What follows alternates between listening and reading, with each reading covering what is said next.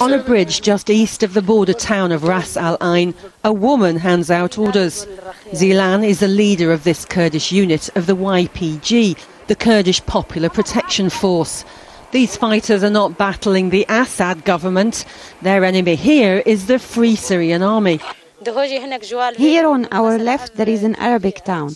Most of the people are Arabs. We didn't want to put a checkpoint here, but the FSA tried to blow up this bridge, so we were forced to. We don't want to be inside their town, we just want to protect the people. Many Syrians believe the Kurds made a pact with Assad's government to be allowed autonomy in northeastern Syria if they didn't join the revolution. But the Kurdish units we spoke to say there is no deal.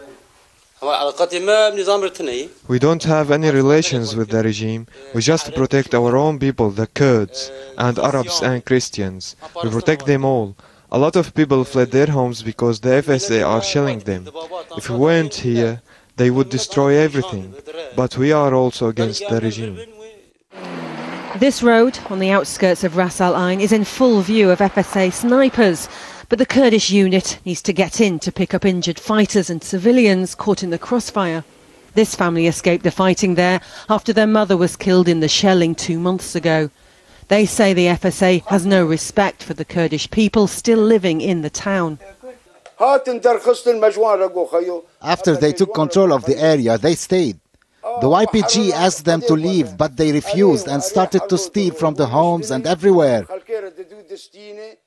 The Free Syrian Army's military council here in Ras Al Ain released a statement after this latest round of clashes, accusing the Kurdish fighters of being Assad mercenaries who protect the Syrian system. This will come as welcome news in Damascus, as opening up a second front will mean less FSA fighters' weapons and ammunition pointed towards its troops. But the Kurdish fighters say they're battling against a group that loot and steal in their communities. And they don't believe the FSA in Ras Al Ain are real revolutionaries. When they started fighting against the regime in Ras Al Ain, we didn't fight against them, but we were shocked when they used the same weapons against us. Those FSA fighters were provoked by the Turks because they want to kick the Kurds out of the revolution. The Kurdish fighters accuse Turkey of allowing the FSA to bring in tanks and weapons to fire on them. The PKK, the Kurdistan Workers' Party, has waged an armed struggle against the Turkish state for almost 30 years.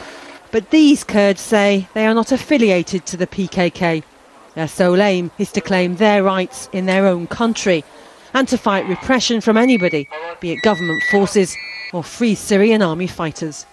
Sue Turton, Al Jazeera, on the Turkey-Syria border.